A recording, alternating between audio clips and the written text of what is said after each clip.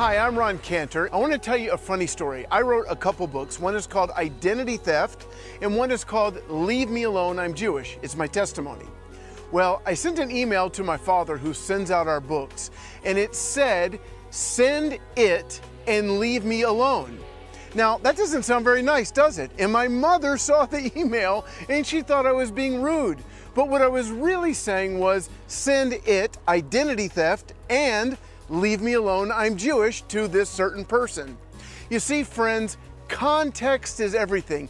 Background is everything. And there's so much in the Bible that we can't understand if we don't know the background. And the book of Romans has a very specific background in order for us to understand why Paul writes in that book so much about Israel. He doesn't write so much in Galatians or Colossians or his other books about the nation of Israel, but in Romans he writes a lot about Israel. He's got warnings about the Jewish people not to turn against them, not to judge them. In Romans chapter 11, he is very firm about God's continued calling on the Jewish people, and even warns the Romans if they judge Israel too harshly, they could be cut off from the olive tree, the household of God. Why is he writing like this? Well, in the year 49, when Claudius was the emperor of Rome, he decided to kick all the Jews out of Rome. We know this from a Greek historian named Suetonius, who said that he kicked them out because of the issue of Christus, which nobody knows who that is, but it sounds an awful lot like Christos or Christ, the Messiah. So what scholars believe is that he was so frustrated over the fact that Jewish believers and non-Jewish believers weren't getting along.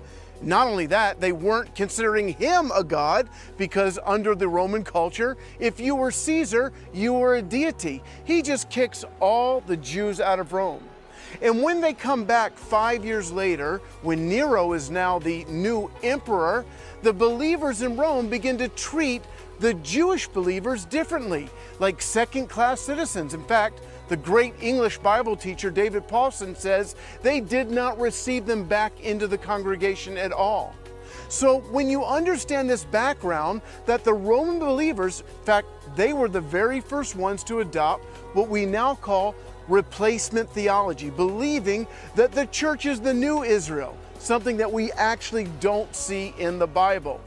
When we begin to understand this, understand the feelings of anti-Semitism and anti-Jewishness that were coming from the Roman believers against the Jewish believers, we can then understand the background and understand why Paul wrote the book of Romans so much to emphasize God's continued call on the Jewish people. Shalom from Israel.